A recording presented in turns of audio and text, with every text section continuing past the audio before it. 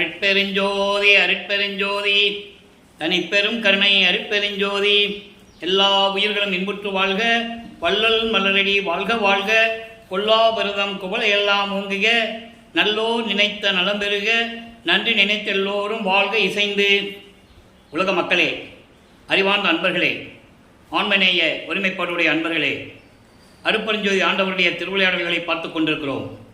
அருட்பெருஞ்சோதி ஆண்டவர் ஆதியும் அந்தமில்லா தோன்றிய இறைவன், சுயமாக தோன்றிய இறைவன். சாதி மதமும் சமயமும் பொய்யென ஆதியில் உணர்த்திய அருட்பெருஞ்சோதி.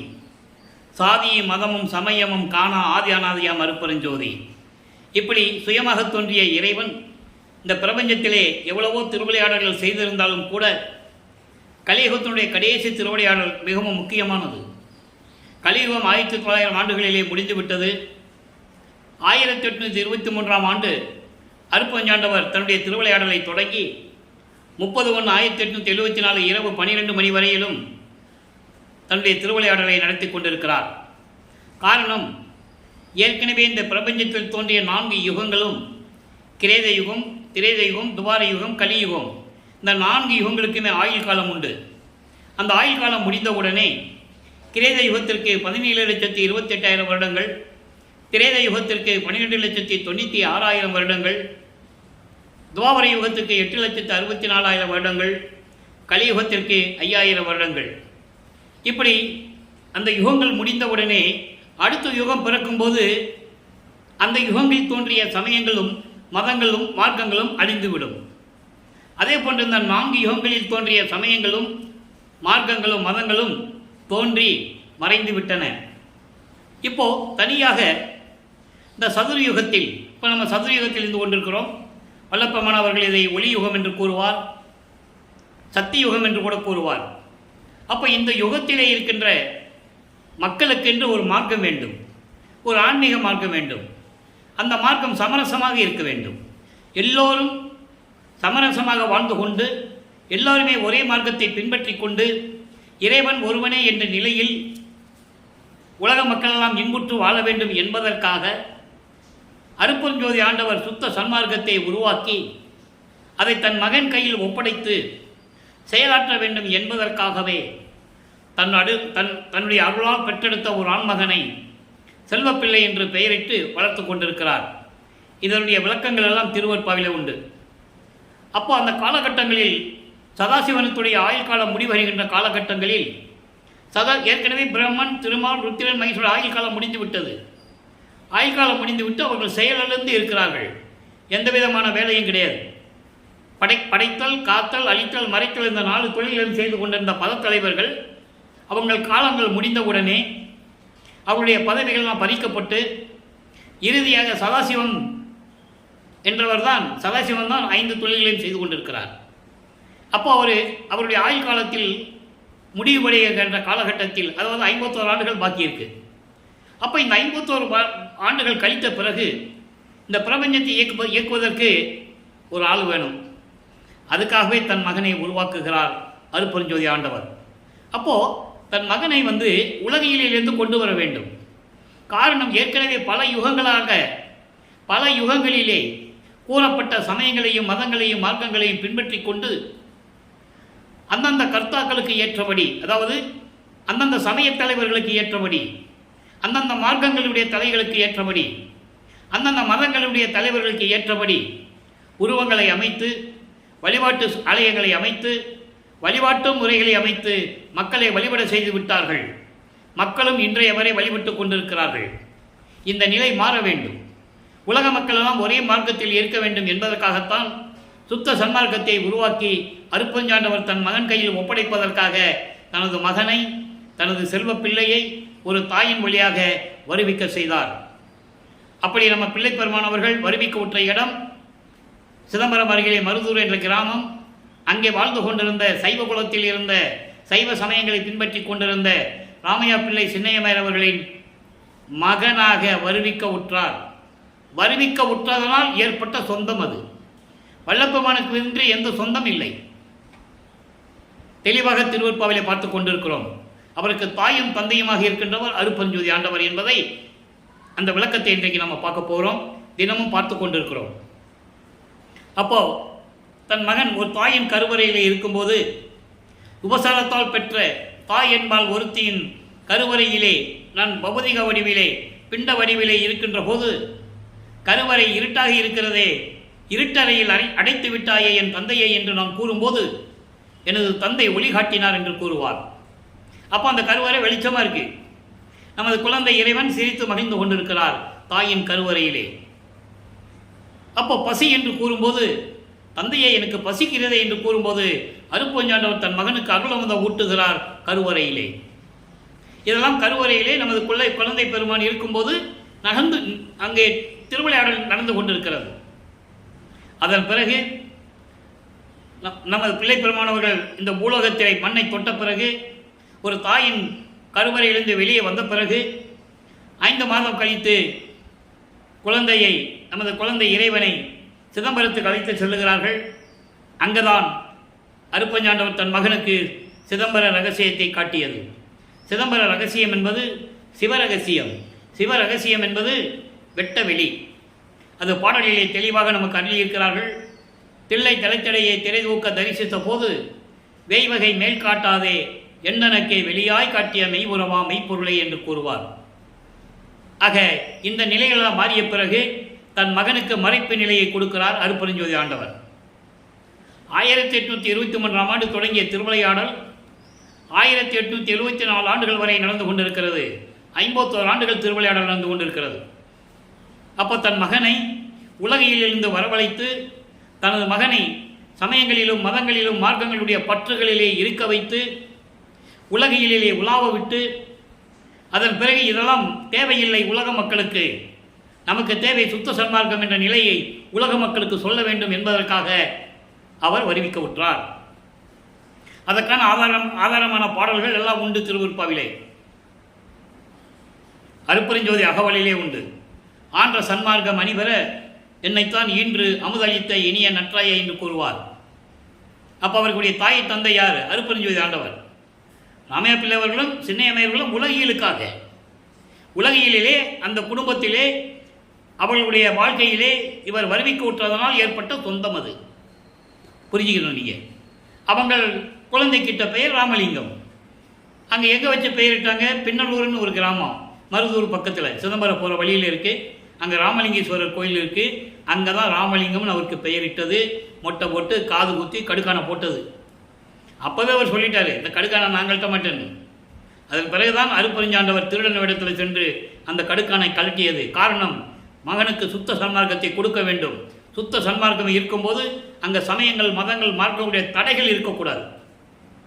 சைவ சமயத்தின் அடையாளமாகிய திருநீர் பூசி இருக்கக்கூடாது, உத்திராட்சமலை போட்டு இருக்கக்கூடாது.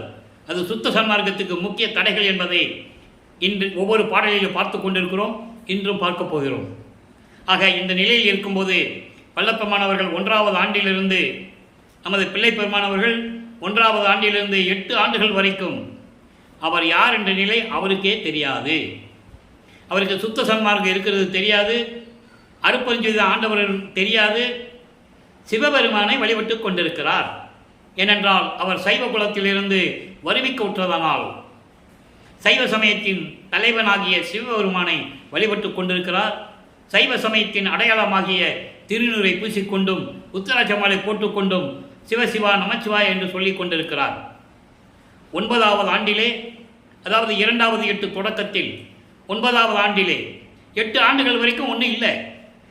பள்ளிக்கூடத்தில் போய் சேர்ப்பாங்க, படிக்க முடியாதுன்னு வந்துடுவார். அவர் எந்த ஆசிரியரிடம் கல்வி கற்கவில்லை, யாரையும் குருவாக ஏற்றுக்கொண்டதில்லை.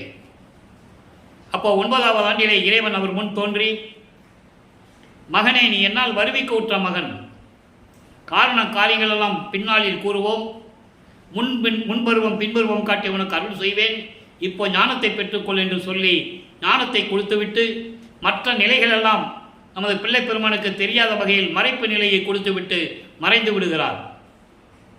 அப்போ இவர் நமது பிள்ளை பெருமானவர்கள் இறைவனால் வருவிக்க உற்றவன் என்ற நிலை மட்டும் தெரியும், இறைவனுடைய மகன் மட்டும் தெரியும்.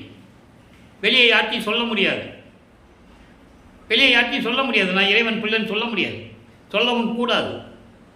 அப்போது 9வது ஆண்டிலிருந்து 12 ஆண்டுகளுக்குள் 1ஆம் திருமுறை உருவாகிறது. இறைவனிடம் ஞானத்தை பெற்றதனால் 1ஆம் திருமுறை உருவாகிறது. திருவடி புகழ்ச்சி, விண்ணப்ப கலிவெண்பா, நெஞ்செறி உறுத்தல், சிவநேச வெண்பா, மகாதேவ மாலை, திருவருள் முறையீடு, வடிவுடை மாணிக்க மாலை, இங்கித மாலை என்று 8 பதியங்கள் கிட்டத்தட்ட 712 பாடல்களோடு அந்த 1ஆம் பதியம் தோன்றியது. நம்ம திருவருள் முறையீடிலிருந்து பார்த்து கொண்டிருக்கிறோம். திருவருள் முறையீடு என்பது இறைவனால் வருவிக்க உற்றவன் என்ற நிலை தெரிந்த பிறகு சிவபெருமானிடம் எப்படியெல்லாம் முறையீடு செய்கிறார் என்பதையும், உன்னாலே வருவிக்க உற்று இந்த பூலோகத்திலே நான் துன்பங்களை அனுபவித்துக் கொண்டிருக்கிறேன், எனக்கு விரைவில் வந்து அருள வேண்டும் என்ற நிலையையும் எப்படியெல்லாம் முறையீடு செய்தார் என்பதை 1ஆம் திருமுறையிலே 232 பாடல்களிலே நாம் பார்த்துவிட்டோம். அதன் பிறகு தந்தையிடம் முறையிட்டு எந்த விதமான பலனும் இல்லை. ஒருவேளை அம்மையை பற்றி பாடினால், வடிவுடை அம்மனை பற்றி பாடினால் ஏதாவது அருள் கிடைக்குமோ என்ற ஒரு ஏக்கத்தில் வடிவுடை அம்மனை பற்றி பாடுகிறார். அது வடிவுடை மாணிக்க மாலையாக உருவாகிறது. 100 பாடல்கள். ஒவ்வொரு பாடலிலும் எப்படி முறையீடு செய்கிறார் என்பதை பார்த்து கொண்டிருக்கிறோம். இன்று 27வது பாடல். நல்லா கவனிங்க. முப்போதும் அன்பர்கள் வாழ்த்தும் ஒற்றியூர் எம் முதல்வர் மகிழ் ஒப்போ தருமலை பெண்ணமுதே என்று வந்து நின்னை எப்போதும் சிந்தித்து இடர் நீங்கி வாழ எனக்கு அருள்வாய். நான் ஏற்கனவே வருவிக்க உற்று, அப்பனால் வருவிக்க உற்று எந்த பலனும் இல்லை, நீ என் தாய் அல்லவா என்று சொல்லி முறையீடு செய்கிறார். எனக்கு அருள்வாய், மைப்போது அணைய கண்மானே வடிவுடை மாணிக்கமே என்று சொல்லி இந்த பாடலை அருளியிருக்கிறார்கள். இந்த பாடலிய விளக்கம் பாருங்க. அதாவது 3 காலமும், அதிகாலை, மதியம், இரவு, இந்த 3 காலங்களிலும் அடியார்கள் வணங்கக்கூடிய திருவொற்றியூரில் இருக்கின்ற எனது இறைவன் எம் முதல்வர் என்று சொல்லுகிறார். ஏனால் வருவிக்க உற்றவன் நிலை தெரிந்து விட்டது அல்லவா. அப்போ சொல்லுகிறார், என்னுடைய முதல்வன், என்னுடைய இறைவன், எங்களது இறைவன் மகிழ்ந்து கொண்டு இருக்க, திருவொற்றியூரிலே மகிழ்ந்து கொண்டிருக்க, அங்கு 3 காலங்களிலும், 3 கால பூஜைகளிலும், 3 கால முறையீடுகளிலும், விழாக்களிலும் இறைவனை வணங்கிக் கொண்டிருக்கின்ற அடியார்கள் இருக்கின்ற அந்த இடத்தில் மகிழ்வோடு இருந்து கொண்டிருக்கின்ற எனது இறைவன் தன்னகிரில்லாத பெண் தெய்வமே என்று வந்து உன்னை வணங்கி, நான் அவர்கிட்ட கேட்டேன், ஒரு புரோஜனம் இல்லை, நீ ஒரு தன்னில்லா தெய்வம் என்று எண்ணி உன்னை வணங்கி உன்னிடம் வந்து நிற்கிறேன், எப்போதும் உனது நினைவாக இருக்கும்படி துன்பங்களெல்லாம் நீக்கி இந்த பூலோகத்தில் வாழ எனக்கு அருள் செய்வாயாக வடிவுடை மாணிக்கமே என்று கூறுகிறார். ஆக தந்தையிடம் சொல்லி எந்த பிரயோஜனம் இல்லை. வேற வழி இல்லாமல் வடிவுடைமையினை பற்றி பாடுகிறார். எப்படிப்பட்ட தெய்வமே, நீ எப்போதுமே உன்னுடைய நினைவோடு நான் இருக்க வேண்டும், என் துன்பங்களெல்லாம் நீங்க வேண்டும், என் அம்மையே வடிவுடை மாணிக்கமே எனக்கு விரைவில் வந்து என் மீது இரக்கம் காட்டி அருள்வாயாக என்று முறையீடு செய்கிறார். இப்போ வல்லப்பமானவர்கள் 12 ஆண்டுகளுக்குள் இருக்கும்போது இந்த நிலைகளெல்லாம் தொடர்கிறது. 13வது ஆண்டில், வருவிக்க உற்று 13வது ஆண்டில் நான் ஏற்கனவே கூறியது போல வல்லப்பமானுக்கு வயது இல்லை. அவரை பற்றி கூறும்போது அவரை அந்த வயதை பற்றி குறிப்பிடவே கூடாது. அவர் இறைவனாகவே வருவிக்க உற்றவர், எல்லா யுகங்களிலும் இருந்தவர் என்பதை நாம் பாடல்கள் மூலமாக பார்த்து கொண்டிருக்கிறோம். அப்போ 13வது ஆண்டில் ஞானத்தை பெற்ற பிறகு முதலாக இப்போ அந்த இடம் பேர் வள்ளலார் நகர்னு பேர், சென்னையிலே. அங்கே ஏழுகணர் பகுதி இருக்கு. ஒரு ஏழுகணர் பகுதியிலே வீரசாமி முதலியார் தெருவிலே இருந்து கொண்டிருக்கும் போது முதலாக 13வது ஆண்டிலே திருவொற்றியூருக்கு நடந்து செல்லுகிறார். தியாகராஜ பெருமானை பாடுவதற்காக என்பதை விட மனம் அங்கே போக சொல்லுகிறது. மனம் போக சொல்லுகிறது என்று சொல்வதை விட அருட்பெருஞ்சாண்டவர் உள்ளத்தை தூண்டி விடுகிறார். ஏனால் மகனை பக்குவப்படுத்த வேண்டும், மகனுக்கு பக்குவப்படுத்த வேண்டும், எல்லாரும் அவரை பார்க்க வேண்டும், மகனை பார்க்க வேண்டும். அவன் சைவ சமயத்தில் எவ்வளவு ஈடுபாடு கொண்டுள்ளான், எப்படியெல்லாம் மார்க்கங்களையும் நேசிக்கிறான் என்ற நிலைகள் எல்லாம் உலக மக்களுக்கு தெரிய வேண்டும். அப்போதானே அதுக்கு பிறகு வேண்டாம்னு சொல்ல முடியும். நான் அனுபவித்து பார்த்துட்டேன், அதில் ஒன்றுமே இல்லைன்னு சொல்லுவார். எங்கே பேருபதேசத்தில் சொல்லுவார். அந்த விளக்கத்தை நம்ம பின்னால் பார்க்க போகிறோம். அப்போது இந்த நிலையில் இருக்கும்போது திருவொற்றியூர் செல்லுகிறார். 2ஆம் திருமுறை உருவாகிறது. 113 பதியங்கள், 1207 பாடல்கள். இதுவரைக்கும் 26 பதியங்களுடைய விளக்கங்களை நாம் பார்த்திருக்கிறோம். அந்த பதியங்களுடைய விளக்கத்தினுடைய சுருக்கம். இவர் இங்கேருந்து நேராக போக வேண்டியது, அங்கே தெருவில் நின்றுட்டு அடிய மூலஸ்தானத்தை பார்த்து இறைவனிடம் விண்ணப்பம் வைக்க வேண்டியது. ஒரு பிரயோஜனம் இல்லை. அதுக்கப்புறம் ஒருவேளை திருமுல்லை வாயிலுக்கு போனால் அருளை வாங்கிடலாமான்னு சொல்லி திருமுல்லை வாயில்னு ஒரு இடம் இருக்குது, அங்கே போகிறாரு. அங்கே இருக்கின்ற சிவபெருமானுடைய பெயர் மாசிலாமணி. மாசிலாமணி உருகி உருகி பாடுவார். நீ என்னை இந்த பூலோகத்துக்கு வந்து விட்டுட்டு போயிட்ட, அனாதையாக நிற்கிறேன், துன்பப்பட்டு கொண்டிருக்கிறேன், ஏளனங்களையும் பழிச்சொல்களையும் தாங்கி கொண்டிருக்கிறேன். நான் இங்கே வந்து உன்னை பார்த்தா ஏன் வந்த, எதுக்கு வந்தேன்னு கூட பேச மாட்டேன்ற, ஊமை மாதிரி நிற்கிறியே, இது தகுமா? இப்படியெல்லாம் கேட்பார். அங்கேயும் பிரயோஜனம் இல்லாமல், எந்த விதமான பலனும் இல்லாமல் திருவள்ளித்தாயன்னு ஒரு இடம் இருக்குது சென்னையிலே, அங்கே போயும் இறைவனை வேண்டுவார். அங்கே கந்த துணி கட்டிகிட்டு இருப்பார் சிவபெருமான். அங்கே ஏதோ ஒரு திருவிளையாடல் நடந்திருக்கிறது. அங்கேயும் போய் வேண்டுவார். துணி இல்லாமல், உனக்கு துணியே இல்லையா கட்டிக்கிறதுக்கு, கந்த துணியை கட்டிகிட்டு இருக்க, யாரை ஏமாற்றி நின்றுட்டுருக்க, எனக்கு துணியை கொடு, நானும் நிற்கிறேன், அப்பனும் பிள்ளையை நிற்போம், வர போகிறவங்களாம் பார்த்துட்டு போகட்டும். பெற்ற பிள்ளையை, பெற்ற அன்பு மகனை தெருவில் விட்டு விட்டான் என்று உன்னை இந்த உலகம் பழிக்கும். அந்த பழிச்சொல்லுக்கும் இழிச்சொல்லுக்கும் ஆகாமல் விரைவில் வந்து எனக்கு அருள்வாயாக என்று கூறுவார். ஆக இந்த நிலைகளெல்லாம் தொடர்ந்து இருக்கும்போது நமது பிள்ளை பெருமான் அவர்களுக்கு 16 ஆண்டுகள் முடிந்து விட்டது. வருவிக்க ஒற்று 16 ஆண்டுகள் முடிந்து விட்டது. 3வது எட்டில் அடியடித்து வைக்கிறார். 3/24. 17வது ஆண்டிலிருந்து 24 ஆண்டுகளுக்குள் என்ன நடந்தது என்பதை 3ஆம் திருமுறையிலே 19 பதிகங்களிலிருந்தும் 235 பாடல்களுடைய விளக்கங்களை எல்லாம் பார்த்து விட்டோம். அதனுடைய ஒரு சுருக்கம். இப்போ நிலைகள் மாறுகிறது. இவர் அங்கே தெருவில் நின்று பார்ப்பார். இப்போ காட்சி கொடுப்பார் சிவபெருமான், தேவராஜ பெருமான் காட்சி கொடுப்பார். காட்சி கொடுத்துட்டு மறைஞ்சிடுவார். அப்போ இவருக்கு ஒரு முன்னேற்றம் தெரியுது. எப்படியும் அருளை பெற்றுவிடலாம் என்ற நோக்கத்தில் அங்கே இருந்து கொண்டிருக்கிறார். ஆனால் இறைவன் வந்து எந்த அருளையும் கொடுக்கவில்லை. அப்போ அவர் மனம் எப்படி இருந்தது என்பதை நாரையும் கிளியும் நாட்டரும் தூது என்ற பதிகத்திலே தன்னுடைய மனக்குமுறலை, மனவேதனையை, மனதிலுடைய இயக்கத்தை எப்படியெல்லாம் பாடலிலே கூறியிருக்கிறார் என்பதையெல்லாம் பார்த்து விட்டோம். தூது அனுப்புவார், திரும்பி வந்தால் தானே, வராது. அதன் பிறகு ஒரு குறைச்சி பெண்ணிடம் போய் குறி கேட்பது போல, ஒரு ஜோதிடர்கிட்ட போய் ஜோசியம் கேட்பார். இதெல்லாம் உலகியல் நடக்கிற மாதிரியே நடந்துக்கிட்டு இருக்கு. ஏன்னா அவருக்கு அப்போ எந்த அருளும் இல்லை. எங்கே போனாலும் நடந்து தான் போகணும். இந்த நிலையில் அவர் இருந்து கொண்டிருக்கிறார்.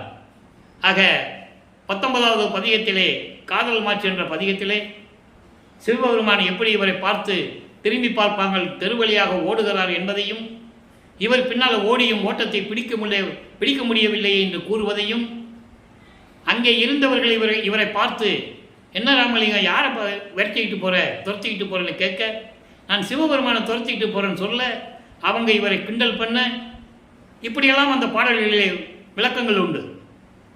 இவர் சொல்லுவார், நான் இறைவன் மீது காதல் கொண்டுள்ளேன், அப்பவும் நான் இறைவனால் வருவிக்க விட்டவன் சொல்ல முடியாது. அவரால் சொல்ல மாட்டார், சொல்லக்கூடாது. ஏன்னா அவர் வேஷம் மட்டும்தான் போட சொல்லியிருக்காரு. விண்ணுலகத்திலிருந்து பூலோகத்துக்கு அனுப்பும் போதே நீ வேஷம் மட்டும்தான் போடணும்னு சொல்லுவார்.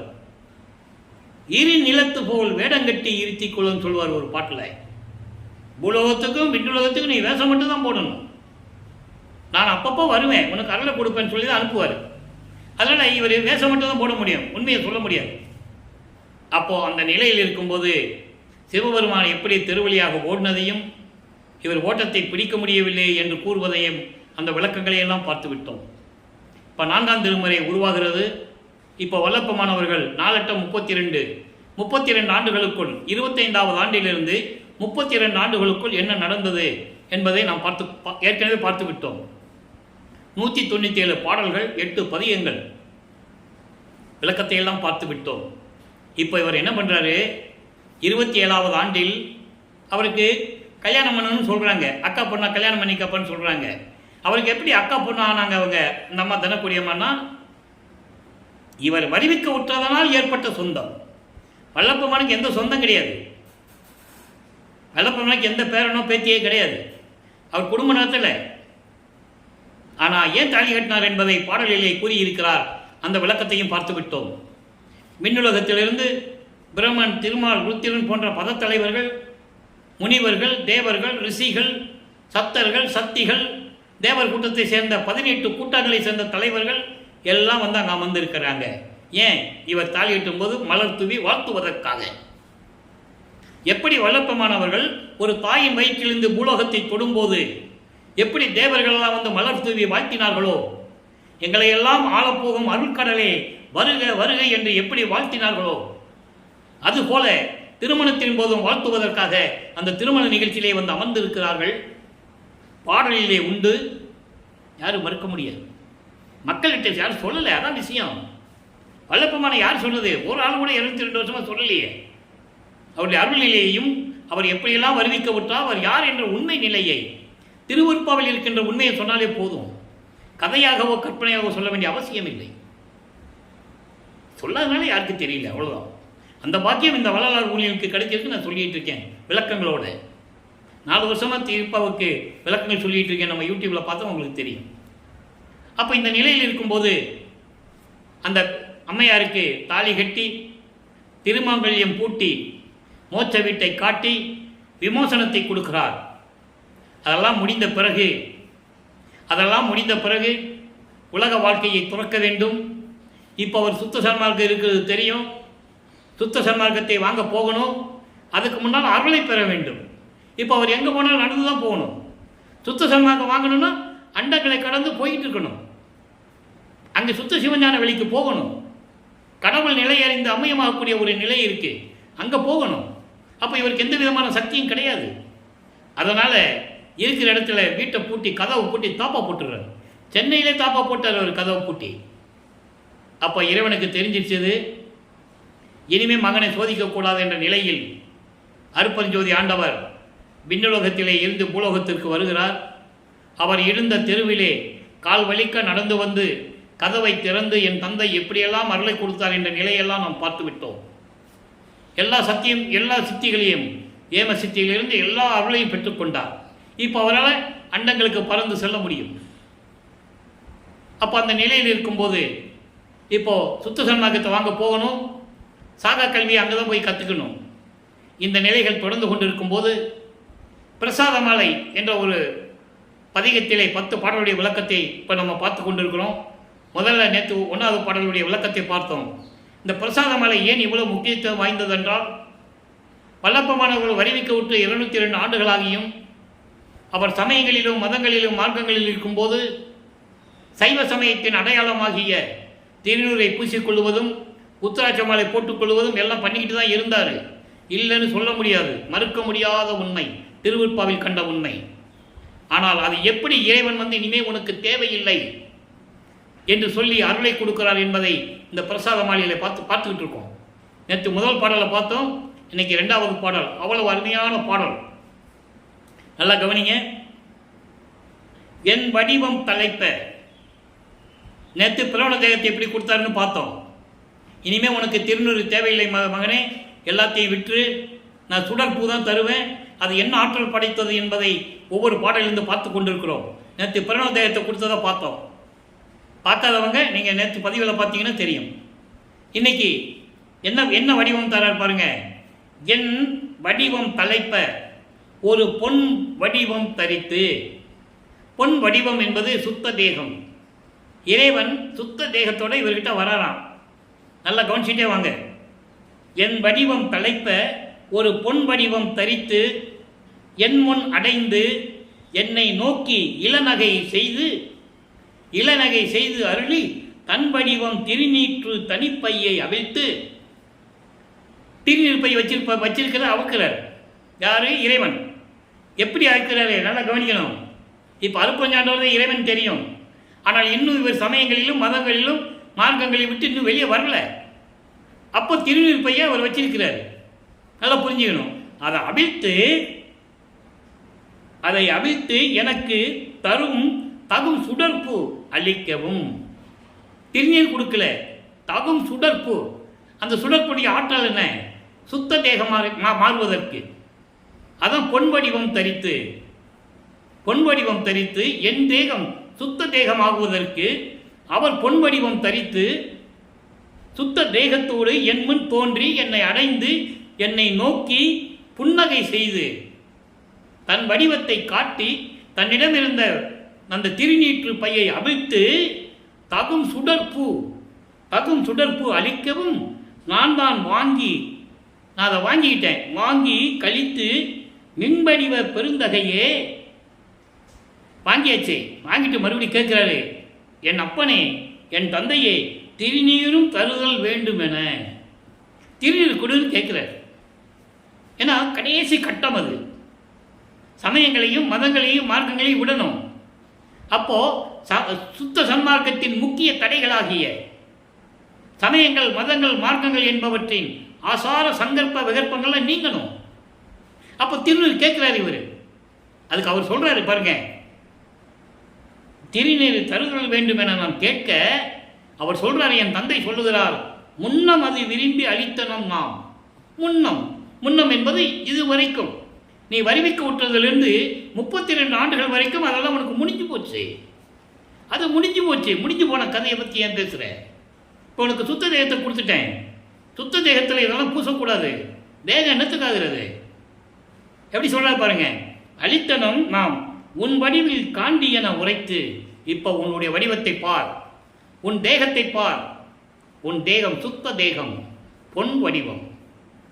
இனிமேல் உனக்கு திருநீர் தேவையில்லை. தேகத்தை உன் வடிவில் காண்டு என உன் வடிவத்தை பார், உன் தேகத்தை பார், உன் உருவத்தை பார், தெரியும் உனக்கு. இனிமேல் உனக்கு திருநீர் தேவையில்லை.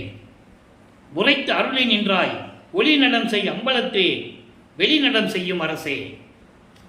திருச்சிற்றம்பலத்திலே இருந்து கொண்டு திருவிளையாடல் செய்து கொண்டு அருள் நடனம் செய்து கொண்டு இந்த பிரபஞ்சத்தை இயக்கிக் கொண்டிருக்கின்ற அரசனே, என் இறைவா என்று சொல்லி இந்த பாடலை அருளியிருக்கிறார்கள். இப்போ உங்களுக்கு நல்லா புரிஞ்சிருக்கும் ஏன் இந்த பாடலை இப்போ சொல்கிறோம்னா, இப்போ சொல்ல வேண்டிய காலகட்டம் அவசியமாக இருக்கிறது. 202 ஆண்டுகளாகவே மக்களை அந்த திசையில் திருப்பாமல், அதாவது சுத்த சன்மார்க்கத்தை சொல்லாமல், எப்படி வேணால் இருக்கலாம், எப்படி வேணாலும் இருங்க, எப்படி வேணாலும் இருந்துட்டு வடலூர் வாங்க, இப்படி தான் சொல்லி மக்களிடம் உண்மையை மறைத்து விட்டார்கள் என்ற நிலையை மக்களுக்கு உணர்த்த வேண்டும். இப்போ இந்த பாடலை நீங்கள் நல்லா தெரிஞ்சுக்கிட்டீங்க, சரிதானே? இவர் திருநீர் கேட்கிறாரு, அவர் வேண்டான்றாரு. புன்னகை செய்து, வேண்டாம் மகனே, இதோடு முடிந்து விட்டது. இப்போ உன் தேகத்தை பார். சுத்த தேகத்தில் இந்த திருநீரை பூசினால் தேகம் மாசுபடாதா? எவ்வளோ அருமையாக சொல்கிறார் பாருங்க. மாசுபடாதா? தேவையில்லை என்று சொல்லி எனக்கு அருளை செய்த இறைவனே என்று கூறுகிறார். அதுக்கப்புறம் எப்படி அந்த தெருவில் நடந்து வந்து வீட்டு கதவை திறந்து ஒரு காலை உள்ளே வச்சு ஒரு காலை வெளியே வச்சு மகனை கூப்பிட்டு எப்படியெல்லாம் அருளை கொடுத்தார் என்பதை அருப்பதாச மாலையிலிருந்து 100 பாடலுடைய விளக்கத்தை நாம் பார்த்து விட்டோம். இப்போ வல்லப்பமான் அவர்கள் 4வது எட்டை முடித்து விட்டார். 4 8 32 ஆண்டுகளுக்குள் இந்த விஷயம் பூரா நடந்து போச்சு. இப்போ வெள்ளாடை அணிந்து முக்காடு போட்டு சுத்த சன்மார்க்கத்தை வாங்குவதற்காக தன் தந்தையின் கட்டளைப்படி தத்துவங்களை கடந்து, அண்டங்களை கடந்து, அந்தங்களை கடந்து, சரிய கிரிய யோகம் என்ற 12 நிலைகளையும் கடந்து, சின்னம்பிடியில் சொல்லுவார் அதை, பன்மார்க்கம் கடந்தேன் என்று சின்னம்பிடி, 12 மேல் நின்று சின்னம்பிடி. 12 மேல் நின்று என்ன? 13வது நிலை ஞானசரியை, அதான் மரணமில்லா பெருவாழ்வு. ஞானசரியை பற்றி நம்ம எங்கே பேச போகிறோம்? வல்லப்பமானவர்கள் மேட்டுக்குப்பத்துக்கு போகும்போது நம்ம அந்த பதிவை உங்களுக்கு போடுவோம். அப்போ இந்த நிலையில் இருக்கும்போது அங்கே சென்று கொண்டிருக்கிறார். தந்தை மகனை வரவேற்கிறார். தேவர்களும் ரிஷிகளும் முனிவர்களும் சக்திகளும் சத்தர்களும் எல்லாமே வெளியே தான் நிற்கணும். படியேறிலாம் உள்ளே போக முடியாது. என்ன நடந்தாலும் அங்கே சத்தியஞான சபையில் என்ன நடந்தாலும் வெளியே இருந்து தான் பார்க்கணும். அப்போ இவர் தான் முதல்ல அங்கே போகிறார். 33வது ஆண்டில் அப்படியே பறந்து போகிறார். அப்போது அங்கே இருக்கிறவங்க சொல்கிறாங்க, ஏன் இங்கே நிற்கிறீங்க, கூட்டமாக நிற்கிறீங்கன்னு கேட்குறாரு. பாடலில் விளக்கம் இருக்குது, பாட்டை தான் உங்களுக்கு விளக்கமாக சொல்லிக்கிட்டு இருக்கேன். நீங்கள் போங்க சாமின்னு கை கட்டுறாங்க. உங்களுக்கு தான் தகுதி உண்டு, நீங்கள் போங்க, நாங்கள் இங்கேருந்து பார்த்துக்குறோம், நாங்கள் உள்ளே வர முடியாதுன்னு சொல்கிறாங்க. ஏனென்றால் அதுக்கு விளக்கமும் கூறுகிறார். கடவுள் சமூகத்தோர்த்தம், நெடுமாலும் கடவுள் சமூகத்தோர்த்தம் 1000 பிள்ளைகள் பொறுத்து மாயை ஒடிய நேர் நின்ற கருணை வள்ளல் என்று சொல்லுவார். வர்ணமா கொலை பாதகர்கள் என்று சொல்லுவார். பிரமனையும் திருமாலையும் இந்திரனையும் பாடல்கள் உண்டு. அதனால தான் இங்கே சத்தியஞான சபையை நிறுவி கொலையும் புலையும் தவிர்த்தவர்கள் உள்ளே புகுவன் போட்டார்கள். யாராக இருந்தாலும் சரி, தேவர்களாக இருந்தாலும் சரி, முனிவர்கள் இருந்தாலும் சரி, ரிஷிகள் இருந்தாலும் சரி, சுத்த சன்மார்க்கத்தில் இருந்து கொண்டு உயிர் நேயத்தோடு ஜீவகாண்டிய ஒழுக்கத்தில் இல்லை என்றால் அவன் சத்தியஞான சபைக்குள்ளே போகக்கூடாது, போகவும் கூடாது, போகவும் முடியாது. இந்த நிலையை அங்கே கூறுகிறார். அப்போ தந்தை மகனை வரவேற்று, மகனை இந்த ஆடைகளை எல்லாம் கலந்துவிட்டு, முக்கோடால் தானே போறாரு, கலந்துவிட்டு புனித நீராடி பட்டாடை உடுத்தி அணிகளில் அணிந்து 2.5 நாளிகைக்குள் நீ வர வேண்டும், உனக்கு மணிமகுடம் சூட்ட வேண்டும், என்னுடைய அரசாட்சியை நீ ஏற்றுக்கொள், உனக்கு சுத்த சன்மார்க்கத்தை கொடுக்க வேண்டும், இனிமேல் இந்த மார்க்கம் உன் மார்க்கம், நீ விளையாடுக என்றெல்லாம் சொல்லுவார். அதெல்லாம் கொடுத்து எல்லாரும் அறியும்படி, பிரபஞ்சமே அறியும்படி தன் மகனுக்கு சுத்த சன்மார்க்கத்தை கொடுத்து இளவரசன் என்ற பட்டத்தை சூட்டி இந்த பிரபஞ்சத்தை இயக்கப் போகின்ற இறைவன் என் மகன் என்று சொல்லி சாகா கல்வியை கற்றுக் கொடுக்கிறார். மீதி எல்லாம் சித்தி இங்கே வாங்கிட்டார். இப்போ 3 தான் பாக்கி. அருப்பெருஞ்சோதியை வாங்கணும், திருவருள் செங்குலாட்சியை வாங்கணும், அதுக்கப்புறம் இறைவன் வந்து இவரோட மகனோட கலந்துக்கணும், ஆகி 2 பேருமே இறைவனாகிடணும். இதுதான் கான்செப்டு. அந்த 3 நடக்கிறது மேட்டுக்குப்பத்தில். அதனால் போக போக பார்க்க போகிறோம். இப்போது அந்த நிலையெல்லாம் பெற்றுக்கொண்டு பூலோகத்துக்கு திரும்புகிறார் நமது பிள்ளை பெருமானவர்கள். கருங்குழியிலே உறைவிடமாக கொண்டுள்ளார். அதற்கு முன்னால் செவி வெளிவந்த செய்திகளை எல்லாம் பார்த்து விட்டோம். பரசுராமன் வந்ததும் அந்த வீட்டு ஓனர், அந்த வீட்டுடைய உரிமையாளர் வெங்கட ரெட்டியார் அவங்கெல்லாம் பார்த்து, என் தம்பி தான் கல்யாணம் பண்ணி வச்சோம், அக்கா மகளை வாழ முடியாதுன்னு வந்துட்டான், நீங்கள் வச்சிக்காங்கன்னு சொன்னதாகவும், அதுக்கப்புறம் அவர் வந்து அங்கே கருங்குழியிலே தங்க வச்சதாகவும் எல்லாம் சொல்லுவார்கள். அது இருக்கட்டும், அந்த விளக்கத்துக்குள்ளே நம்ம போக வேண்டாம். ஏன்னா இது ஏற்கனவே நிர்ணயிக்கப்பட்டது. கருங்குழியிலே இருக்கணும், எனக்கு இந்த பிறகு இருக்கணும், ஜீவகாரணிய ஒழுக்கம் உருவாகணும், அதுக்கு ஒரு தர்மசாலை வேணும். இந்த நிலைகளும் ஏற்கனவே திட்டமிட்டபடி நடந்து கொண்டிருக்கிறது. உலகில் இருக்கிறவங்களுக்கு தெரியாது, பாடலில் உண்டு.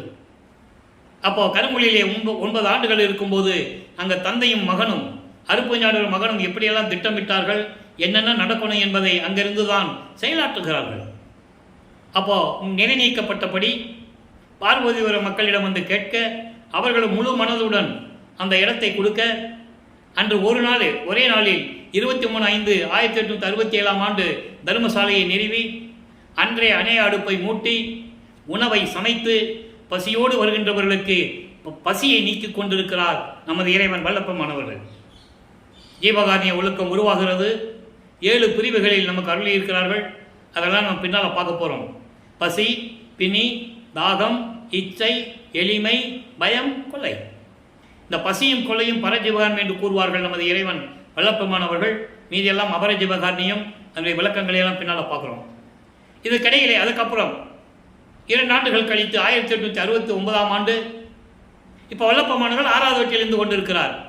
கிட்டத்தட்ட ஏறத்தாழ 44வது ஆண்டிலிருந்து வல்லப்பமானவர்கள் வருவிக்க உற்று 44வது ஆண்டிலிருந்து 47 ஆண்டுகளுக்குள், கிட்டத்தட்ட ஒரு 3 வருடத்திலிருந்து 4 ஆண்டுகளுக்குள் இங்கே தர்மசாலையிலே உறைவிடமாக இருந்து கொண்டிருக்கிறார். அப்போ 1869 நீதிமன்றத்திலே ஆறுமுக நாவலர் அவர்கள் மறுப்பாய் என்று அறிவிக்க வேண்டும் திருவருட்பாவை. வடலூரிலே ராமலிங்க பிள்ளை என்ற ஒரு நபர் இலக்கணம் இலக்கியம் கற்றுக்கொள்ளாமல், புலவர் பட்டம் பெறாமல், தவறாக பாடல்களை எழுதி சமயங்களையும் மதங்களையும் மார்க்கங்களையும் ஜாதிகளையும் இழிவுபடுத்திக் கொண்டிருக்கிறார், எங்கள் மனதை புண்படுத்திக் கொண்டிருக்கிறார் என்று சொல்லி முத்துசாமி ஐயர் என்ற ஒருவரின் மூலமாக, அவர் தான் வழக்கறிஞர், இவருக்கு வழக்கறிஞர் ஆறுமுக நாவலருக்கு. நீதிபதி பிரிட்டிஷ்காரரு, டிரான்ஸ்லேட்டுக்கெல்லாம் ஆள் இருப்பாங்க. அப்போ வாதம் நடக்கிறது. வாதி வந்து விட்டால் ஆறுமுக நாவலர் பிரதிவாதி நமது இறைவன் வல்லப்பமான தேடுறாங்க, அவங்க அவர் இல்லை. உடனே இவருக்கு ரொம்ப சந்தோஷம். ஆறுமுக நாவலர் எப்படியும் வழக்கு நம்ம பக்கம் தான் வரும், அவர் தான் வரலையே, விசாரிச்சு பார்த்ததில்ல, அவர் வர்றதுக்கெல்லாம் முடியாது, அவர் நடந்து வரணும், இல்லை மாட்டு வண்டியில் வரணும்லாம் சொல்லியிருக்காங்க. பாருங்க, ஒரு இறைவனை அவரை இறைவன் கூட நினைக்க முடியல அவங்களால. அப்போ திடீரென அங்கே எழுந்தருளுகிறார். ஏன்னா நீதிபதி காவலாளி, நீதிபதி ஊழியர் ராமலிங்க பிள்ளை ராமலிங்க பிள்ளை ராமலிங்க பிள்ளை என்று 3 தடவை கூப்பிடுவாங்க. நீங்கள் நீதிமன்றத்துக்கு போனீங்கன்னா உங்களுக்கு தெரியும். அது உடனே எழுந்தருள்கிறார் வல்லற்பெருமானவர்கள். இதை பாட்டு எல்லாம் ஆச்சரியப்படுறாங்க. இவர் நீதிபதி கேட்கிறார், நீங்கள் தான் ராமலிங்க பிள்ளையா? ஆமாம். உடனே காட்சி கொடுக்கிறார். நீதிபதி எந்திரிச்சு நிற்கிறார். அவர் நின்னா எந்திரிச்சு எல்லாம் நின்று தானே ஆகணும். அப்போ விவாதம் நடக்குது. அவர் உணர்ந்துட்டார், யாரே நீதிபதி, இதில் எந்த தவறும் இருக்காது என்று சொல்லி உணர்ந்து, திருவொற்பாதான் மக்களுக்கு ஏற்றது, இதை மறுப்பா என்று அறிவிக்க முடியாது என்று சொல்ல, அந்த தீர்ப்பை வெற்றிகரமாக பெற்றுக்கொண்டு நமது இறைவன் மறுபடியும் தர்மசாலைக்கு வருகிறார். இங்கே வந்த பிறகு உத்தரஞான சிதம்பரம் மாலை உருவாகிறது. அதனுடைய பாடல்களை விளக்கங்களை எல்லாம் பார்த்து விட்டோம். சூட்சமமாக சொல்லுவார், இங்கே தான் சத்தியஞான சபை வரப்போகுது, இந்த பெருவழி தான், இங்கே சுத்த சன்மார்க்கம் எப்படி தொடங்கும், எப்படி சுத்த சன்மார்க்கம் உலக மக்களுக்கெல்லாம் தெரியும், தந்தை மகனிடம் கூறிய வார்த்தைகள் எல்லாம் இங்கே தான் உத்தரஞான சிதம்பரம் தான் தெரியும், எல்லாமே இருக்குது. ஒத்தாரையும் இழிந்தாரையும் நேர்கண்டு உவக்க, ஒத்தாருக்கு நீ அருளக்கூடு, இழிந்தார்னா என்ன, சமயங்களையும் மதங்களையும் மார்க்கங்களையும் ஜாதிகளையும் பற்று கொண்டவர்களுக்கு பரிகாரம் மட்டும்தான் கொடுக்க முடியும், அவனை ஒதுக்கு, நான் பார்த்துக்கிறேன்னு சொல்கிறேன். பாடல் உண்டு. அப்போ சுத்த சன்மார்க்கத்தில் இருந்தால்தான் இறைவனுடைய அருளை பெற முடியும் என்பது சத்தியமான வார்த்தை. இப்போ இந்த நிலையில் இருக்கும்போது நடராஜபதி மாலை உருவாகிறது. நல்லா கவனிக்கணும். ஏற்கனவே சொல்லியிருக்கேன், சிதம்பரம் நடராஜன் வேற, நடராஜபதி வேற. அதனுடைய வேறுபாடுகளை எல்லாம் நீங்கள் இப்போ பார்க்க போகிறீங்க. இங்கே இருக்கிறவங்க, பேசுகிறவங்க, செயலாற்றி கொண்டிருப்பவர்கள், சுத்த சன்மார்க்கத்தை பேசுகிறேன்னு சொல்லி பேசுகிறவங்க எல்லாமே சொல்லிட்டு தான் இருக்காங்க. நம்ம காதுபட கேட்டுக்கிட்டு தான் இருக்கோம். அதெல்லாம் ஒன்றும் இல்லை. சிதம்பரம் நடராஜன் அறுபத்தஞ்சது ஒன்று தான், ஒரே வார்த்தையில் சொல்லிட்டு போயிடுவாங்க. மக்களுக்கு என்ன தெரியும்? அப்போ என்ன பண்ணுவான், வடலூருக்கு வரமாட்டான், சிதம்பரத்துக்கு தான் போயிட்டு இருப்பாங்க. இதில் பெருமை வேறு சொல்லிக்குவாங்க, நான் சிதம்பரத்துக்கு போயிட்டு வந்தேன்னு. இங்கே வந்து அவரை அங்கே என்ன நடந்தது, அங்கே போய் மகாமந்திரம்லாம் சொல்ல முடியாது. சிதம்பரத்தில் தீட்சர்கள்லாம் இங்கே வடலூருக்கு வரமாட்டாங்க. ஆனால் நம்ம சுத்த சன்மார்க்கத்தில் இருந்துக்கிட்டு நான் சிதம்பரத்துக்கு போனேன்னு பெருமையாக சொல்லிக்குவாங்க. அதனுடைய வேறுபாட்டை இன்னைக்கு நம்ம பார்க்க போகிறோம். நடராஜன் சைவ சமயத்தை சேர்ந்த தலைவன். நடராஜன், சிவபெருமான், சொக்கநாதன் எல்லாம் ஒரே பேர் தான் எல்லாருக்கும். ஒவ்வொரு இடத்துக்கும் வேறுபாடுகள் உண்டு. இறை வழிபாட்டிலே வேறுபாடு உண்டு. திருவொற்றியூரில் நடக்கிற வழிபாடு மதுரை சொக்கநாதர் கோயிலில் நடக்காது. ஏன் சிதம்பரத்திலே நடக்காது?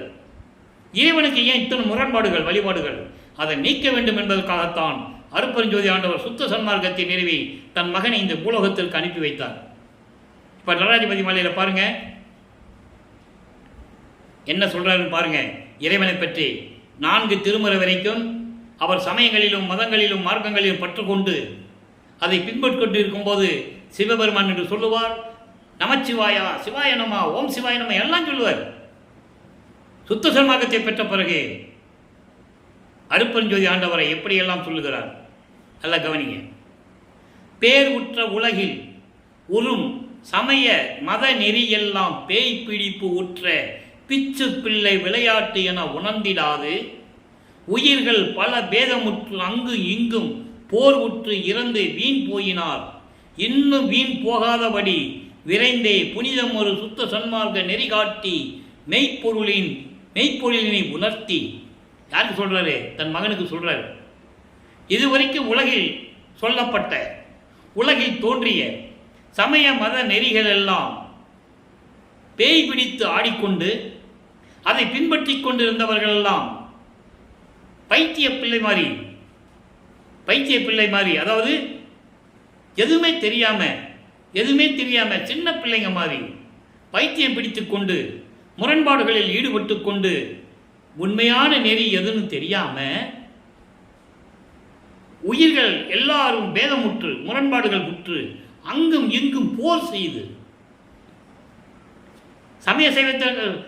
சைவ சமயத்தை கண்டா சமணனுக்கு பிடிக்காது, சமணனுக்கு பார்த்தா புத்த மதக்காரனுக்கு பிடிக்காது. பூரா கூட்டமாக கொளித்து எல்லாம் கொண்டிருக்காங்க. புராணங்களில் உண்டு. சமணர்கள் புத்தர்களை, பௌத்த மதத்தை சேர்ந்தவர்களை கொளுத்தியதையும், சைவ சமயத்தை சேர்ந்த அடியார்களை வைஷ்ணவ சமயத்தை சேர்ந்த அடியார்கள் எல்லாம் கொன்று குவித்ததையும் இங்கே சொல்லுகிறார். கற்பனை அல்ல, கதை அல்ல, உண்மை சொல்லுகிறார். இப்படியெல்லாம் சண்டையிட்டு உயிர்கள் மாண்டு வீணா போயினர். இனிமேலாவது வீணாகாதபடி உயிர்கள் இப்படியெல்லாம் உயிரினங்கள் இப்படியெல்லாம் சண்டை போட்டு இறக்காத இருக்கும்படி அவர்களுக்கு சுத்த சன்மார்க்க நெறிகளை உணர்த்தி அருட்பெருஞ்சோதி ஆண்டவர்தான் இறைவன் என்று உணர்த்தி மெய்ப்பொருளினை உணர்த்தி எல்லாம் ஏற்புற்ற சுகநிலை அடைய புரிந்திரு நீ. மகன்கிட்ட சொல்றாரு, மகன்கிட்ட நம்ம பிள்ளை பெருமான் கிட்ட தந்தை அருட்பெருஞ்சாண்டவர் சொல்றாரு, மகனே, இந்த பிரபஞ்சம் தோன்றிய காலத்திலிருந்தே தோன்றிய இந்த சமயங்களும் மதங்களும் இந்த நெறிகளை பின்பற்றி கொண்டு வீண்வாதம் செய்து கொண்டு போரிட்டு முரண்பாடுகளை வளர்த்து கொண்டு பகைகளை வளர்த்து கொண்டு ஒருத்தருக்கு ஒருத்தர் அடித்து செத்து போனாங்க. இனிமேல் அந்த மாதிரி சாகக்கூடாது. அதுக்கு நிலை வேணும்னா நீ மக்களிடம் போய் சுத்த சன்மார்க்க நெறிகளை சொல்லி அருட்பெருஞ்சோதி ஆண்டவர் தான் உண்மையான கடவுள் என்று நீ உணர்த்த வேண்டும் அவங்களுக்கு. அந்த செயலை நீ முதலில் செய்வாயாக. அல்ல, புரிஞ்சுக்கணும். புரிதி நீ என் பிள்ளை ஆதலால் உனக்கு நான் சொல்லுகிறேன். சொல்லிட்டாரா? என் பிள்ளை நீ. இதை மக்கள்கிட்ட சொல்றதுக்கு ஏன் இவ்வளவு நாள் தயங்கினாங்க? பயம், உங்களுக்கு பயம். ஐயோ, நம்மளை ஒதுக்கிடுவாங்களோன்னு பயம். அவரே சொல்றாரு, என் பிள்ளை நீ, அதனால் சொல்லுகிறேன், இவ்வேலை புரிக. இந்த வேலையை நீ தான் செய்யணும், வேற யாராலையும் செய்ய முடியாது. நீ தான் செய்ய வேண்டும் என்று கட்டளையிடுகிறேன். இன்று இட்டனம், நான் கட்டளையிடுகிறேன் மகனே, இந்த வேலையை நீ தான் செய்யணும். அப்படி சொல்லிட்டு மனதில் வேறு எண்ணற்க என்ற குருவே, மகனே, நீ மனதில் வேறு எந்த எண்ணமும் இருக்கக்கூடாது. எல்லா உயிர்களும் இன்புற்று வாழ வேண்டும்.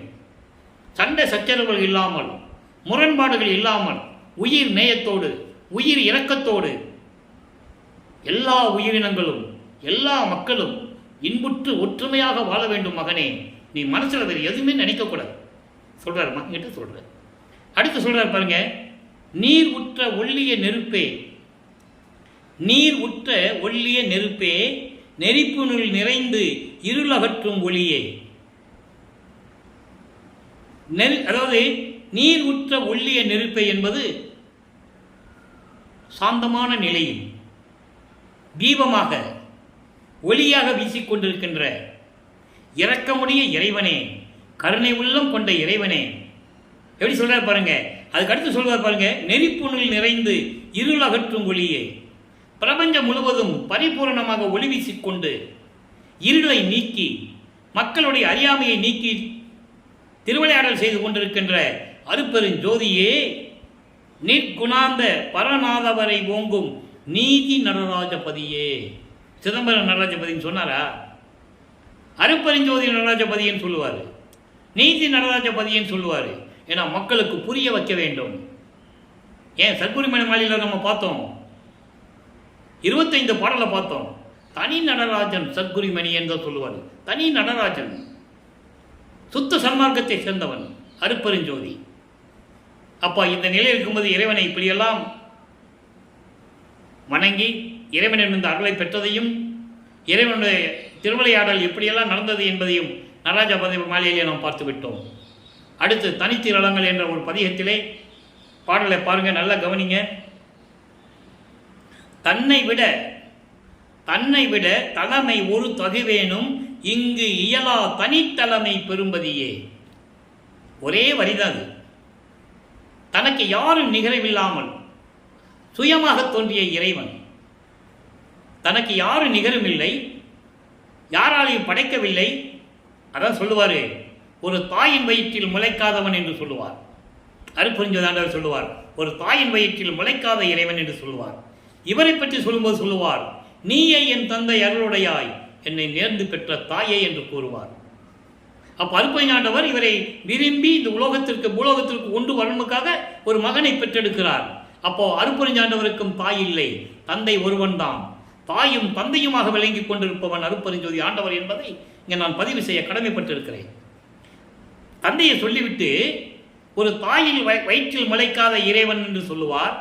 இவரை பற்றி சொல்லும்போது சொல்லுவார், நீயே என் தந்தை அருளுடையாய் என்னை நேர்ந்து பெற்ற தாயை என்று சொல்லுவார். இன்னொரு பாடலிலே அழகாக சொல்லுவார், என்னையும் இரக்கந்தன்னையும் ஒன்றாக இருக்க இசைவித்து மன்னி வாழ்வுற என்னை வருவித்த கருணை வள்ளல் நீ. எப்படி சொல்ற பாருங்க, தன் வருவிக்க உற்றதை என்னையும் இரக்கம் தன்னையும் ஒன்றாக இருக்க இசைவித்து, நான் தான் இரக்கமுள், நானும் இரக்கமும் ஒன்று என்ற நிலையிலே என்னை விரும்பி இந்த பூலோகத்திலே நிலை பெற்று வாழ வேண்டும் என்பதற்காக மன்னி வாழ்வுற என்னை வருவித்த கருணை வள்ளல் நீ என்று கூறுவார். அதுதான் இங்க சொல்றாரு, தனித்தலைமை பெரும்பதியே, தருண தயாநிதியே. தருண தயாநிதி என்பது தக்க நேரத்தில் வந்து அருளை கொடுக்கக்கூடிய அருள் செல்வமே.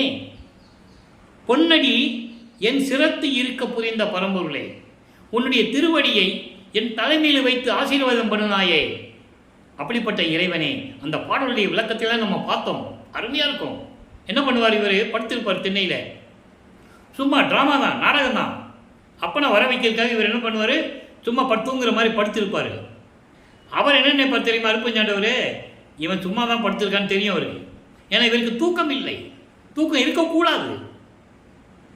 தூங்காதே மகனே என்றெல்லாம் கூடுவார், என் தூக்கத்தை கெடுத்து என்று சொல்லுவார் ஒரு பாட்டில். அஞ்சாதே மகனே, தூங்கலை மகனே அப்படின்லாம் சொல்லுவார். தூங்கினால் அவன் இறைவன் நிலையை அடைய முடியாது.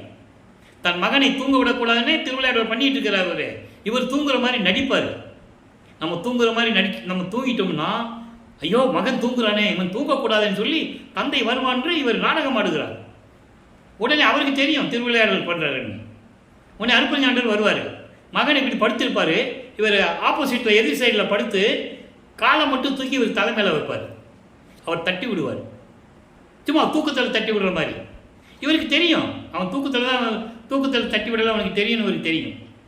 மூணாவதோட தட்டும்போது இவரால் அந்த பாதத்தை எடுக்கவே முடியாது.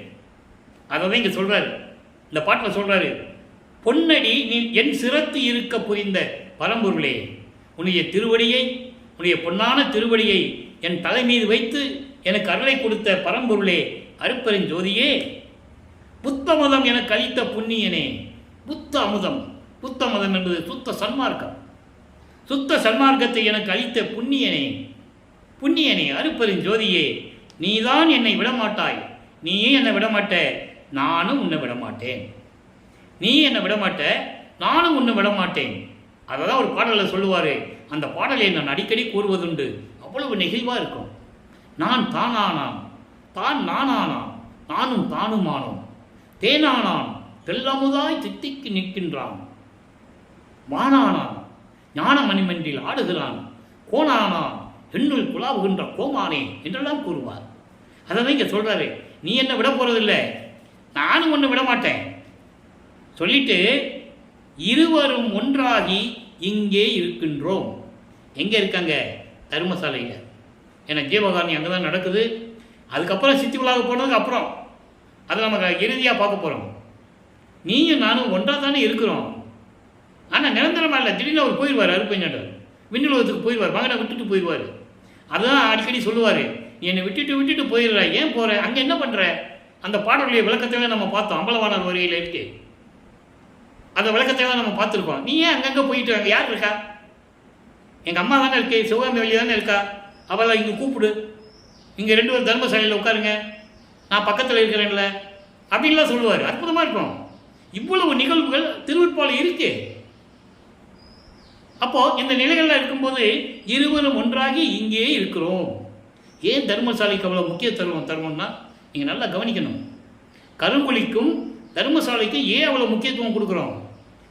அது மேட்டுக்குப்பம் முடிவான முடிவு, அது வேற, அது உயர்வான இடம். அது நம்ம அப்புறம் அதை பற்றி நம்ம அப்புறம் பேச போகிறோம். இப்போ தர்மசாலையில் வல்லப்பமான இருப்பதனால் இதை பற்றி பேசிகிட்டு இருக்கோம். கருங்குழியில் 9 வருடங்கள் தந்தையும் மகனும் கொஞ்சி குலாவி உரையாடியதை, அந்த பாடல்கள்லாம் எப்படி இருக்குன்னு நம்ம எல்லாம் பார்த்துட்டோம். அதன் பிறகு தர்மசாலையில் இருக்கும்போது கூப்பிடுறாரு, நீ அங்கே என்ன பண்ணுற? அம்மா கூட தானே இருக்கிற, சிவகாமி வழியான்னு அவர் கூப்பிடு, நான் சொன்னேன்னு கூப்பிடு, 2 பேரும் வந்து தர்மசாலையில் உட்காருங்க, நான் இங்கே தானே இருக்கிறேன் அப்படின்லாம் சொல்லுவார். அதான் சொல்கிறாரு, இருவரும் ஒன்றாகி இங்கே இருக்கின்றோம். இங்கே என்பது இந்த பூலோகத்திலே, இந்த தர்மசாலையிலே இருக்கின்றோம். இதுதான் நின் அருளே அறிந்தது. இது உன்னுடைய திருவிளையாடல், இது உன்னுடைய திருவிளையாடல். செய்யும் வகை அனைத்தும் நின் செயலோ என் செயலோ நிகழ்த்திடுக நீயே. இப்போ நடக்கிற திருவிளையாடலாம் யார் செய்கிறது? நீ தானே செய்கிற. நீ சொல்கிற, நான் செய்கிறேன், அவ்வளோதான். நின் செயலோ என் செயலெல்லாம் கிடையாது, எல்லாமே நின் செயல் தான், அது நீ சொல்லு முதல்ல சொல்லுவார். அதுக்கு தான் பதில் இருக்கும், அங்கங்கே பதில் இருக்கும். நோவாமல் நோம்பு என்னை போல் நோற்றவரும், எஞ்ஞான்றும் சாகாவரம் என்னை போல் சார்ந்தவரும், தேவானின் பேரருளை என்னை போல் பெற்றவரும், எவ்வுலகில் யார் உலர் சற்றே அறைன்னு கேட்பார். இவர் கேட்பாரு, ஏன்னா அவருக்கு ஒரு எண்ணம் உண்டு மனசில், நமக்கு மட்டும்தான் நம்ம அப்பா கொடுத்தாரா, இல்லை இந்த பிரபஞ்சத்தில் வேறுக்காக கொடுத்துருக்கிறாரா, அப்படியெல்லாம் மனசில் வச்சுட்டு தான் அதை கேட்பாரு. இது அவங்க அப்பாவுக்கு தெரியும், தந்தைக்கு தெரியும். ஒரே வரியில் சொல்லுவார் பதில். அது அருட்பெருஞ்சோதி அகவலில் இருக்கு. சாவா நிலை இது தந்தனம் உனக்கே ஆவா என அருளிய அருட்பெருஞ்சோதி சொல்லுவார். தந்தை மகனிடம் கேட்க, மகன் தந்தையிடம் கேட்க, தந்தை மகனுக்கு பதில் சொல்றது அருமையாக இருக்கும். இப்படி ஒவ்வொரு கனெக்ஷன் உண்டு. அதான் ஏற்கனவே சொல்ல கனெக்டிவிட்டின்னு சொல்லுவாங்க. அப்போது இது என் செயலோ நின் செயலோ நீயே சொல்லு, உன்னுடைய திருவிளையாடல் தானே, நீயே எனக்கு சொல்லிடுன்னு சொல்லுவார். இப்போ இந்த நிலைகள்லாம் மாறிய பிறகு அனுபவ மாலை உருவாகிறது. அனுபவ மாலை மொத்தம் 100 பாடல்கள். அனுபவ மாலை என்பது இறைவன் யார் என்பதையும், இறைவனிடம் எப்படியெல்லாம் அருளை பெற்றுக்கொண்டார் என்பதையும், இறைவனுடைய திருவிளையாடலையும் உலக மக்களுக்கு தெரிவிக்கிறார். அதுதான் அனுபவ மாலை. தான் பெற்ற அனுபவங்களை, இறைவனுக்கும் மகனுக்கும் உள்ள தொடர்பை, அந்த பந்தத்தை, அந்த உறவை எப்படியெல்லாம் இந்த அனுபவ மாலையிலே 100 பாடல்களிலே கூறியிருக்கிறார் என்பதையும், அதே போல இவர் எப்படியெல்லாம் அண்டங்களை கடந்து சென்றார் என்பதையும் இந்த பாடல்களிலே தெளிவாக நமக்கு அருளியிருக்கிறார்கள். ஒவ்வொரு பாடலிலும் ஒவ்வொரு விதமாக இருக்கும். இன்னைக்கு பாடலுடைய என்ன நிலையில் இருக்குது பாருங்க, நல்லா கவனிங்க. அற்புதமான பாடல். தன்னை நேற்று ஒரு பாடலை பார்த்தோம். இவர் சார்ந்தவங்களாம் கேட்குறாங்களாம், நீ இறைவனை தந்தைன்னு சொல்கிற, திடீர்னு மகன் சொல்கிற, திடீர்னு என்னுடைய கணவன் சொல்கிற, எப்படி இதுன்னு கேட்கும்போது அந்த விளக்கத்தை நான் நேற்று கொடுத்துருக்கேன். என்னை முழுவதுமாக புணர்ந்து என்னை ஆட்கொண்டதனால் கணவன் என்று சொன்னேன், என்னை ஆட்கொண்டு அருளியதனால், என்னை வருவிக்க விட்டதனால் தந்தை என்று சொன்னேன், இந்த பூலோகத்திற்கு என்னை வருவிக்க விட்டதனால் அவரை நான் தந்தை என்று சொன்னேன், உரிமையோடு எல்லா அருளையும் கொடுத்ததனால் என் மகன் என்று அவர் அறிவித்ததனால் நான் அவருடைய மகன் என்று சொன்னேன். இந்த விளக்கத்தையெல்லாம் நேற்று பார்த்துட்டோம். இன்னைக்கு என்ன இந்த பாடலில் என்ன நடக்குது நல்லா கவனிச்சுக்கிட்டே வாங்க. எல்லாமும் செய்யவல்ல தனித்தலைவர், எல்லாம் செய்யவல்ல தனித்தலைவன், ஒப்பற்ற தலைவன், சுயமாக தோன்றிய தலைவன், சுத்த சன்மார்க்கத்தின் தலைவன். அதான் முக்கியம். சுத்த சன்மார்க்கத்தின் தலைவன், பொதுவில் இருந்து நடம்புரிகின்ற, பொதுவில் என சுத்த சிவஞான வழியில் இருக்கின்ற சத்தியஞான சபை. சத்தியஞான சபை இவர் தர்மசாலை இருக்கும்போது கட்டல, மேட்டுக்குப்பம் போன பிறகு தானே நிறுவினார். அங்கே இருக்கிற சத்தியஞான சபை அப்படியே அங்கே நிறுவினார். ஏன்னா மக்கள் அங்கே போக முடியாது இல்லையா, அதனால அந்த விளக்கத்தை பின்னால் பார்க்க போகிறோம். இப்போ அப்படி இருந்து நடம்புரிகின்ற, திருவிளையாடல் செய்து கொண்டு அருள்நடனம் புரிந்து கொண்டிருக்கின்ற அருட்பெருஞ்சோதியினார். அருட்பெருஞ்சோதி தான் எனது கணவர், எனது தலைவர், எல்லாம் அவர் அதான் சொல்றாரு. நல்லாய், நல்லவனே. நல்லவனே என்ன அர்த்தம்? எல்லா நலன்களையும் எல்லா உயிரினங்களையும் படைத்து காத்து கொண்டிருக்கின்ற உயிர்களுக்கு நண்பனானவனே, நல்லவனே. நல் நாட்டார்கள் எல்லோரும் அறிய. நல் நாட்டார்கள் யாரு? தேவர்கள். பதத்தலைவர்களாகிய பிரம்மன், திருமால், ருத்திரன், மகேஸ்வரன், சதாசிவம், இந்திரன். அவன் ஒரு உலகத்துக்கு தலைவன், இந்திரலோகத்தின் தலைவன். போருக்கு உரியார், மாலையன், போகி, புங்கவர்கள் அப்படின்னு சொல்லுவார். திருமாலும் பிரம்மனும் இந்திரனும் தேவர்களும் போர் குணம் கொண்டவர்களாம். கொத்து கொத்தாக உயிர்களை கொலை செய்திருக்கிறார்கள் என்று கூறுவார். ஈர்க்கும் புகுதாத முளை மதத்தை இன்னும் தவித்தாரல்லடி. யாருமே காமத்தை விடலையா இன்னும், அந்த படல சொல்லுவார். அதான் சொல்வாரு, இங்க தேவர்கள் எல்லாம் எல்லாரும் அறிய என்னை அடைந்து என்னை மனம் புரிந்தார் புண்ணியனார் சொல்லிட்டாரா. தன்னை மனைவியாகவும் இறைவனை கணவனாகவும் தன்னை தலைவியாகவும் இறைவனை தலைவனாகவும் சொன்னதனால் மனம் புரிந்தார் என்று சொல்லுகிறார். ஆட்கொண்டார் என்று பொருள். இந்த உலகிற்கு வருவிக்க செய்தனால் அவர் தந்தை. இங்க மனம் புரிந்தார் என்று சொல்லும்போது தன்னோடு கலந்தவர் என்று சொல்லுகிறார். அப்ப தன்னை ஒரு பெண்ணாக உருவப்படுத்தியதனால் கலந்தார் என்று சொல்லுகிறார். ஒரு ஆணும் பெண்ணும் கலக்கும் போது எவ்வளவு சுகம் கிடைக்கும், அந்த சுகத்தை சொல்லுவதற்காகத்தான் தன்னை ஒரு பெண்ணாக உருவகப்படுத்துகிறார், வேறு ஒன்றும் இல்லை. அப்போ இந்த நிலையில் இருக்கும்போது ஆதலினால் இல்லாமல் எனக்கென்று இல்லை. என்கிட்ட இல்லாதது என்ன இருக்கு? எல்லாமே இருக்கு என்கிட்ட. என்கிட்ட இல்லை என்று சொல்வதற்கு எதுவுமே இல்லை, எல்லாமே என்னிடம் உண்டு. நல்லா கவனிக்கணும், எல்லாமே என்னிடம் உண்டு சொல்லிட்டு எல்லாருக்கும் தருவேன், எல்லாருக்கும் நான் தருவேன். அதில் சில இது பரிகாரம் உண்டு, அதெல்லாம் சொல்லுவார். அதை நாளைக்கு பார்க்க போகிறோம். இங்கே எல்லாருக்கும் தருவேன்னு சொல்லிட்டார்ல, நாளைக்கு பார்க்க போகிற பாடலில் விளக்கமாக சொல்லுவார் யார் யாருக்கார்களோ கொடுப்பேன். எல்லாருக்கும் தருவேன் என்னுடைய பெரும் செல்வம், அருட்பெருஞ்சோதி ஆண்டவர் நான் பெற்ற பெரும் செல்வம், அருள் செல்வம் நான் என்னவென்று சொல்லுவது, எப்படி சொல்லுவேன், அவருடைய பெருமையை நான் என்னவென்று சொல்லுவது அம்மா, தோழியிடம் சொல்லுவது போல சொல்லுகிறார். உலக மக்களுக்கு சொல்கிறாரு, உலக மக்களே, எல்லாம் செய்ய வல்ல தனித்தலைவர் அங்கே சத்தியஞான சபையிலே திருவிளையாடல் செய்து கொண்டு அருளடனம் செய்து கொண்டிருக்கிறவர் அருட்பெருஞ்சோதி ஆண்டவர். அவர் மிகவும் நல்லவர், எல்லாரிலையும் கொடுக்கக்கூடியவர். தேவர்கள் எல்லாம் அறியும்படி என்னை அடைந்து என்னை மனம் புரிந்தார். அப்போ என்ன அர்த்தம்? பிரபஞ்சம் முழுவதும் இவரை ஆட்கொள்ளும் போது மலர் தூவி வாழ்த்துகிறார்கள். அதான் ஒரு பாடலில் சொல்லுவார்.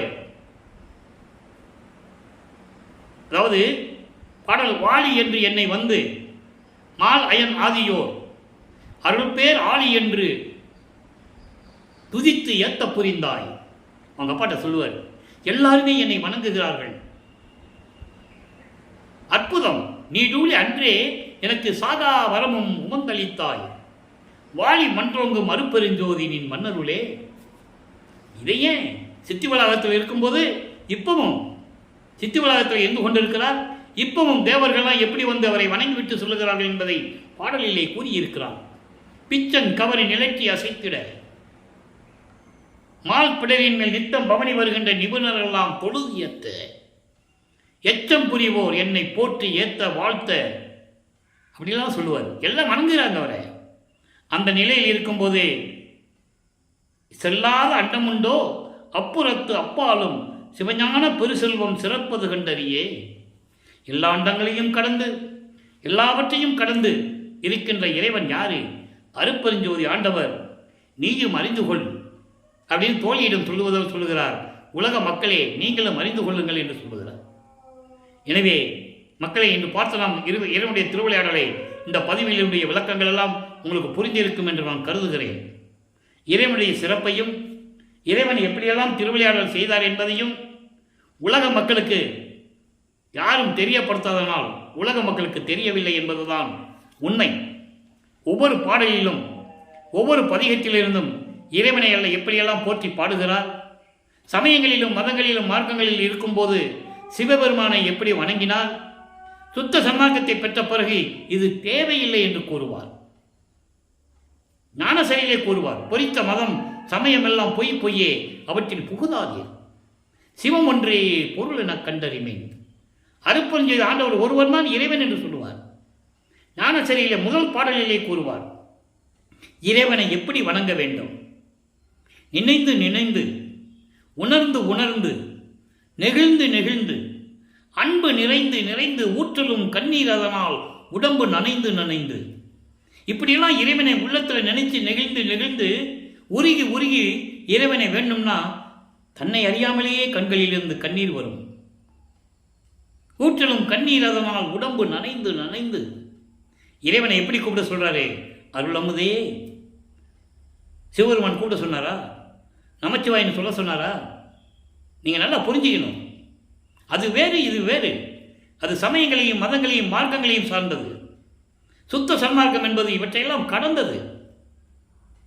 அருளமுதே, நன்னிதியே, ஞான நடத்தரசே, என் உரிமை நாயகனே, உன்னை படைத்தவன் அவன்தானே.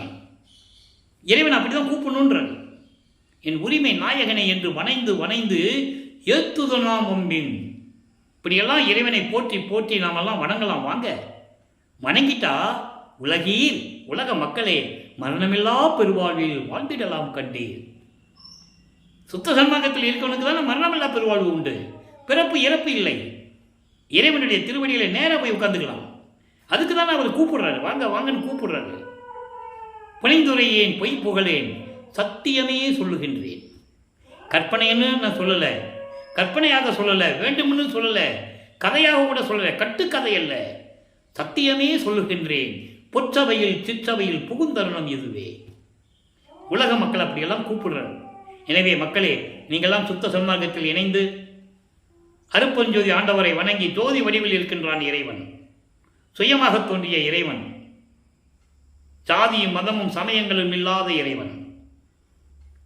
கொலையும் புலையும் தவிர்த்து ஜோதி வழிபாட்டை மேற்கொண்டு அருப்பெருஞ்சோதி அருப்பெருஞ்சோதி தனிப்பெருங்கனை அருப்பெருஞ்சோதி என்ற மகாமந்திரத்தை உச்சரித்து இறைவனுடைய அருளையும் செல்வங்களை எல்லாம் பெற்று நீங்கள் இந்த வையகத்திலே வாழ்வாங்க வாழ வேண்டும். நோயற்ற வாழ்வில் நீங்கள் வாழ வேண்டும் மக்களே. அதனால்தான் வேண்டி வேண்டி வேண்டி அழைக்கிறார் இறைவன். வாங்க வாங்க வாங்கன்னு சொல்கிறார். வந்து எல்லார்களையும் பெற்றுக்கொண்டு நீங்கள் வளமோடு வாழ வேண்டும் என்று இறைவனுடைய தயவாலையும் கருணையாலையும் வாழ்த்தி இந்த வள்ளலார் ஊழியன் விடைபெறுகிறேன். மீண்டும் நாளை சந்திப்போம். நன்றி, வணக்கம். அருட்பெருஞ்சோதி அருட்பெருஞ்சோதி தனிப்பெரும் கருணை அருட்பெருஞ்சோதி. நாளையும் இறைவனுடைய திருவிளையாடல் தொடரும். கண்டு மகிழ்ந்து இறைவனுடைய அருளை பெற்றுக்கொள்ளுங்கள்.